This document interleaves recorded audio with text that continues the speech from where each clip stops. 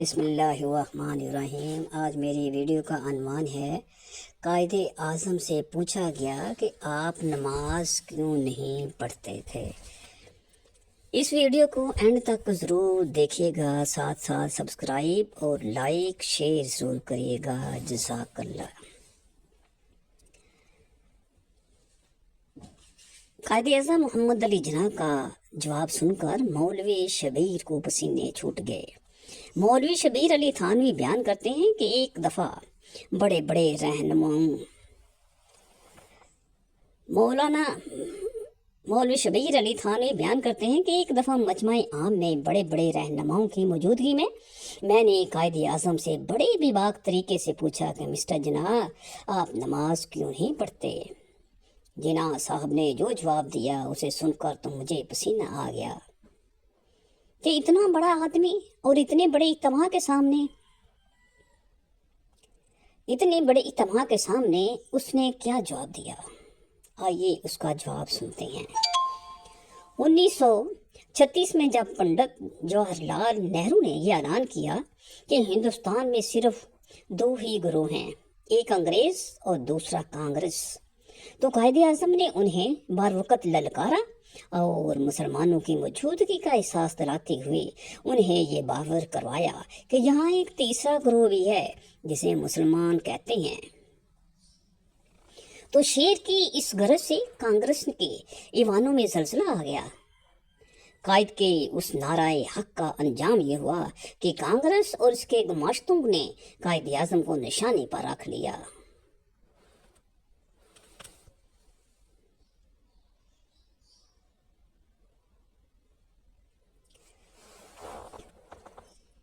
کانگریس اور اس کے گماشتوں نے قائد اعظم کو نشانے پر رکھ لیا۔ بقول مسٹر خورشید حسن، ایک طرف تو ہندوستان میں کانگریسی اور ان کی زر خریب قائد اعظم کو کافر، مغربی تہذیب کا دل دادا اسلام سے نا آشنا اور انگریز کا پٹھو کہہ کر ان سے مسلمانوں کو دور رکھنے کی ناکام کوشش کرتے رہے، اور ساتھ ساتھ دوسرے ممالک خصوصاً انگلستان میں قائد اعظم کو رجعت پسند، فرقہ پرست، لکیر کا فقیر، مذہبی جنونی اور نہ جانے کس کس فرضی رنگ میں پیش کر کے انگریز قوم کے سامنے ان کی سیاسی پوزیشن کو کمزور کرتے رہے۔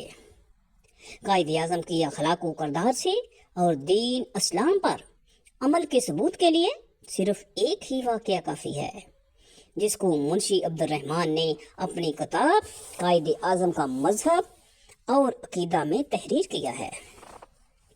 وہ لکھتے ہیں، مولانا شبیر احمد علی تھانوی قائد اعظم سے اپنی ایک ملاقات کی تفصیل تحریر کرتے ہوئے لکھتے ہیں کہ دوران گفتگو میں جناح صاحب سے میں نے یہ سوال کیا کہ آپ ہزاروں روپیہ خرچ کرا کے پنڈال وغیرہ بناتے ہیں اور لوگ گلے پھاڑ کر نعرہ تکبیر بلند کرتے ہیں، اس سے کیا فائدہ ہوتا ہے؟ جناح صاحب نے فرمایا کہ اس سے غیر اقوام پر روب پڑتا ہے۔ میں نے کہا، میں ایک اور تدبیر بتاتا ہوں جس سے روب زیادہ ہوگا۔ قائد اعظم نے فرمایا، وہ کیا؟ میں نے کہا، جب جلسے کے دوران نماز کا وقت آ جائے تو اس 1.25 لاکھ کے مجمع کو لے کر بعد جماعت نماز ادا کریں، پھر آپ دیکھیں گے کہ کتنا روب بڑھتا ہے۔ اس پر قائد اعظم نے جو جواب دیا وہ آپ کی کمال بصیرت کا منہ بولتا ثبوت ہے۔ آپ نے فرمایا، آپ ٹھیک فرماتے ہیں، مگر میں اس وقت اس پر عمل کرنے سے معذور ہوں۔ میں نے کہا، کیا آپ کو کیا عذر ہے؟ تو فرمایا کہ آپ باجماعت نماز پڑھنے کو کہتے ہیں تو امام کس کو بناؤں؟ ممکن ہے کہ میرا خیال درست ہو کہ اگر میں امامت کروں، سب لوگ نہ صحیح مگر کثیر تعداد میں لوگ میری موجودگی میں نماز ادا کر لیں گے، مگر میں خود کو امامت کے قابل نہیں سمجھتا اور نہ ہی مجھ میں اس کام کی اہلیت ہے، اس لیے کسی دوسرے کو امام بننا پڑے گا۔ اب مسئلہ یہ ہے کہ اگر امام دیوبندی ہوگا تو بریلوی اس کی امامت میں نماز ادا نہیں کریں گے، اور اگر امام بریلوی ہوگا تو دیوبندی نہیں پڑھیں گے، اور الگ الگ جماعتوں کی وجہ سے روب پڑھنے کا غیر اقوام پر مسلمانوں کا اختلاف نمایاں ہوگا، تو اسے فائدے کی بجائے نقصان ہوگا۔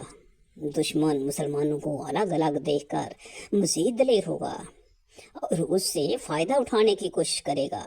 इसलिए फ़िल वक्त में इस तजवीज़ पर अमल करने से माजूर हूँ। आगे चलकर देखा जाएगा। मैंने कहा इस पर अगर बात की तो बहस तवील हो जाएगी। इसके मुतल्लिक तो फिर अर्ज़ करूँगा। अब एक दूसरी बात अर्ज़ करता हूँ कि खुद आप पर भी तो नमाज फ़र्ज़ है ना। आप क्यों नमाज नहीं पढ़ते? आप जलसों में अपना ये मामूल रखें कि जब नमाज का वक़्त आ जाए तो आप खुद मसल्ला बिछाकर नमाज पढ़ने शुरू कर दें, कोई पढ़े या ना पढ़े।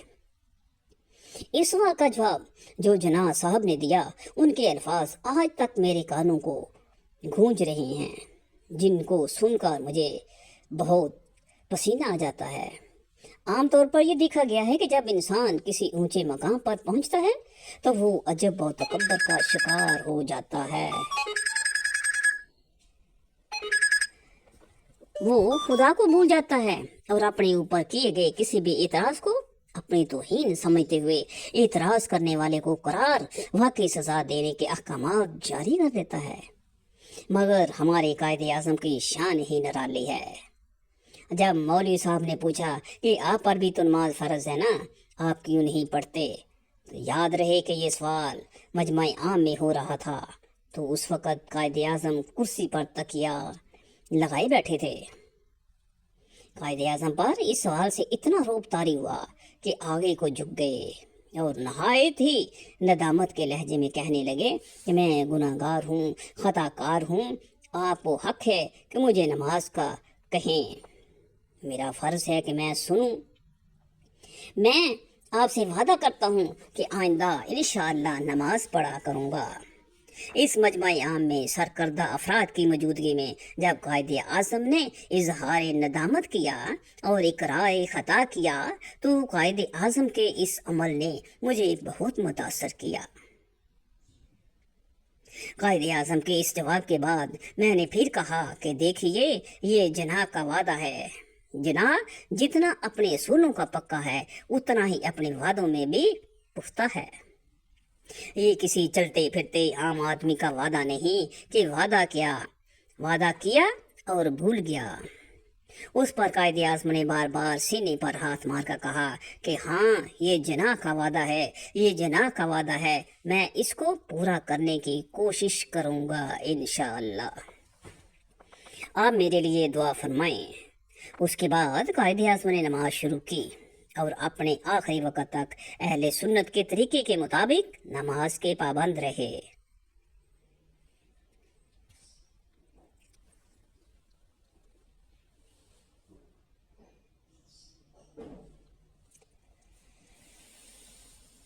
और उनकी देखा देखी बास बेनमाजी भी नमाज के पाबंद हो गए। सुबहान अल्लाह। ये थे हमारे कायदे आज़म, जो वादा किया उसे पूरा करके दिखाया, चाहे वो नमाज पढ़ने का वादा हो या पाकिस्तान बनाने का वादा हो। रायत है मौलाना अशरफ अली थानवी का भेजा हुआ उलमा का एक वफद कायदे आज़म की खिदमत में पहुंचा और मुलाकात में दो नकात पर जोर दिया। अव्वल सियासत और मजहब, और दोम झुकते हुए कहा कि अगरचे ज़ाती बात है मगर उन्हें नमाज पढ़नी चाहिए। पहली बात तो ये है कि मुस्नद रवायत नहीं बल्कि मुस्तनद वाक़या है और तारीख़ का हिस्सा है। मैंने 2001 में मुहतरम अरशाद अहमद हक़ानी मरहूम से कलमी बहस में इसका हवाला दिया था और फिर इफ्तिखार अहमद के साथ यौम कायदे आज़म के हवाले से टीवी प्रोग्राम जवाबदेह में भी अर्ज़ किया था कि कायदे आज़म की मजहबी तरबियत मौलाना अशरफ अली थानवी की हदायत पर उनके साथियों और ख्वाहरज़ादों ने की थी, जिनकी कायदे आज़म से तवील मुलाकातें होती रहीं। उन मुलाकातों का नतीजा था कि इंग्लिस्तान से वापसी के बाद कायदे आज़म की तकरीरों पर वाज़ेह मजहबी रंग नज़र आता है। उनकी तकरीरों में जा बजा इस्लाम के हवाले मिलते हैं। खुदा के सामने जवाबदेही की खौफ का खौफ तारी होता दिखाई देता है। कायदे आज़म की तकारीर को बगौर पढ़ने के बाद मैं इस नतीजे पर पहुंचा हूं कि 1934 के बाद उनके नजरियात में एक वाज़ह तब्दीली नजर आती है। मजहब की जानब झुकाव महसूस होता है और उनके तसव्वुर कौमियत और सियासत में बुनियादी इर्तिकाब दिखाई देता है। जाहिर है कि कायदे आज़म कोई मजहबी शख्सियत नहीं थे और ना ही अल्लामा इकबाल की मानंद उनकी मजहबी तरबियत हुई थी। वो एक खरे और सच्चे मुसलमान थे और इस्लाम की तालीमात में यकीन रखते थे। उन्होंने अपने तौर पर इस्लामी निज़ाम, सीरत नबवी और कुरान हकीम का गहरा मुतालिया किया था, जिसके हवाले उनकी तकारीर में जा बजा मिलते हैं। वो कुरान हकीम पर गौर व फिक्र करते थे और उसकी गवाही ना सिर्फ मुनीर अहमद मुनीर की किताब दी गई ग्रेट लीडर की ऐनी शाहदीन देते हैं, बल्कि जनरल मोहम्मद अकबर की किताब मेरी आखिरी मंजिल है से भी मिलती है। गिनती के मुताबिक कायदे आज़म ने क़याम पाकिस्तान से कबल 101 दफ़ा और क़याम पाकिस्तान के बाद 14 दफ़ा इस अज़म का आदा किया कि पाकिस्तान के आईनी ढांचे और निज़ाम की बुनियाद इस्लामी असूलों पर रखी जाएगी। और उन्होंने ये बात तो कई बार कही कि कुरान मजीद हमारा रहनुमा है। हत्ता कि स्टेट बैंक के इफ्तिताही तकरीर में भी इस्लामी असूलों की बुनियाद पर इक्तसादी निज़ाम तश्कील देने की आरज़ू का इजहार किया। मजमूई तौर पर कायदे आज़म पाकिस्तान को इस्लामी जमहूरी और फलाही रियासत बनाना चाहते थे, मजहबी रियासत हरगिज़ नहीं, क्योंकि इस्लाम में थियोक्रेसी का कोई तसव्वुर मौजूद नहीं। अफसोस तो इस बात पर होता है कि हमारे सेकुलर दानिश्वरों ने कायदे आज़म की तकारीर को पढ़ा ही नहीं और ना ही उनकी रूह को समझा है। वो फ़कत सिर्फ एक तकारीर पढ़कर अपना मतलब निकाल लेते हैं और उस पहलू पर गौर करने की ज़हमत नहीं फरमाते कि वक़्त गुजरने के साथ कब और कैसे कायदे आज़म के नज़रियात में तब्दीली आती गई और उन्होंने मुसलमानों के हवाले से अक़लियत से कौमियत तक का सफ़र कैसे तय किया। इकबाल का फ़िक्री इर्तिका भी इसी हकीकत की गमाज़ी करता है। इस्लाम मुखालिफ और दीन बेजार हजरात कायदे आज़म को सेकुलर साबित करते रहते हैं और उनके इल्म का हाल ये है कि वो अक्सर दावे करते पाए जाते हैं कि कायदे आज़म ने कभी पाकिस्तान को इस्लामी ममलकत बनाने का ऐलान नहीं किया, क्योंकि कायदे आज़म ने फरवरी 1948 में अमरीकी अवाम के नाम ब्रॉडकास्ट में पाकिस्तान को प्रीमियर इस्लामिक स्टेट करार दिया था। बहवाला कायदे आज़म की तकारीर जिल्द 4 सफ़ा 1064 तदवीन खुर्शीद यूसुफी। अलबत्ता सेकुलर का लफ्ज़ कभी उनकी ज़बान से नहीं निकला। कायदे आज़म के नज़रियात क्या थे और वो पाकिस्तान को कैसी रियासत बनाना चाहते थे, ये मेरा ज़ाती मसला नहीं, लेकिन दीन बेजार हजरात इस हवाले से जब कायदे आज़म को मौलवी मोहम्मद अली जिन्ना कहते हैं और मुझ पर भी फबती कसते हैं तो मैं महफूज होता हूँ और दुआ मांगता हूँ कि अल्लाह उन्हें कायदे आज़म की तकारीर पढ़ने की तौफीक देते रहा है। तौफीक दे रहा। आज का पाकिस्तान तो वो ना इस्लामी है, ना जमहूरी है और ना ही फलाही है, बल्कि आमरीत और जमहूरियत है, जहाँ इक़्तिदार और सियासत पर दौलत की जारादारी है। नीम ख्वानदा नज़रियाती मुंतिक और हवस ज़दा तबके छाए होते हैं और अवाम के नाम पर अवाम के लिए बनाए गए पाकिस्तान में अवाम पिस रहे हैं।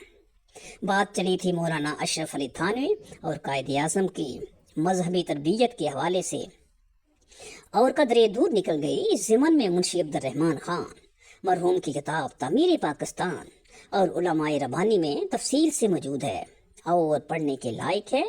मुंशी अब्दुर्रहमान मरहूम ने बड़ी मेहनत और तहकीक से मौत जमा किया है और कायदे आज़म के हवाले से इन गोशों पर रोशनी डाली है जिनका जिक्र न हमारी तहरीक पाकिस्तान पर लिखी गई किताबों में मिलता है और ना ही मगरबी स्कॉलर्स कायदे आज़म के स्वानिया लिखते हुए उन्हें काबिल तवज्जो समझते हैं, क्योंकि ये उन्हें शूट नहीं करता।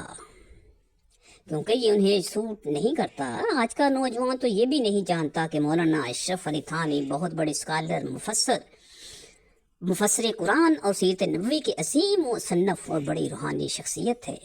ایسی شخصیت کا مسلمانوں کے مستقبل کے بارے میں متفکر رہنا قابل فہم ہے۔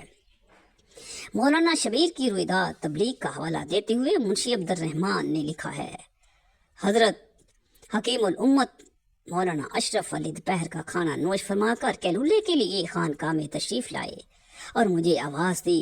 حاضر ہوا تو حضرت متفکر تشریف فرما تھے۔ اس زمانے تک قرارداد پاکستان منظور نہیں ہوئی تھی، مگر کانگریس اور ہندوؤں کی ذہنیت بے نقاب ہو چکی تھی۔ حضرت نے 2-3 منٹ کے بعد سر اٹھایا اور ارشاد فرمایا، میاں شبیر، ہوا کا رخ بتا رہا ہے کہ لیگ والے کامیاب ہو جائیں گے، اور بھائی جو سلطنت ملے گی وہ انہی لوگوں کو ملے گی جن کو آج ہم فاسق اور فاجر کہتے ہیں۔ مولویوں کو تو ملنے سے رہی، لہٰذا ہم کو یہ کوشش کرنا چاہیے کہ یہی لوگ دیندار بن جائیں۔ آج کل کے حالات میں اگر سلطنت مولویوں کو مل بھی جائے تو شاید چلا نہ سکیں گے۔ ہم کو تو صرف یہ مقصود ہے کہ جو سلطنت قائم ہو وہ دیندار اور دیانتدار لوگوں کے ہاتھ میں ہو، اور بس۔ میں نے ارشاد سن کر عرض کیا کہ پھر تبلیغ نیچے کے طبقے سے شروع ہو یا اوپر کے طبقے یعنی خواص سے؟ اس بار ارشاد فرمایا کہ اوپر کے طبقے سے، کیونکہ وقت کم ہے اور خواص کی تعداد بھی کم ہے۔ اگر خواص دیندار بن گئے تو انشاءاللہ عوام کی بھی اصلاح ہو جائے گی۔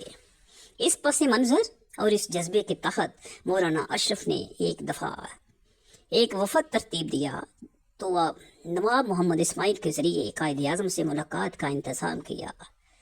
نواب محمد اسماعیل کے مسلم لیگ کے سرکردہ لیڈر تھے، اور دسمبر 1947 میں جب مسلم لیگ کو 2 حصوں میں تقسیم کیا گیا اور ہندوستان کے لیے انڈیا مسلم لیگ بنائی گئی تو نواب اسماعیل اس کے پہلے صدر تھے۔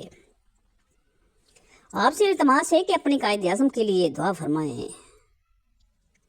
اللہ تعالیٰ مجھے اور سننے والے کو اللہ تعالیٰ کے حکم اور حضور صلی اللہ علیہ وسلم کی سنت کے مطابق چلنے کی توفیق عطا فرمائے۔ وما علینا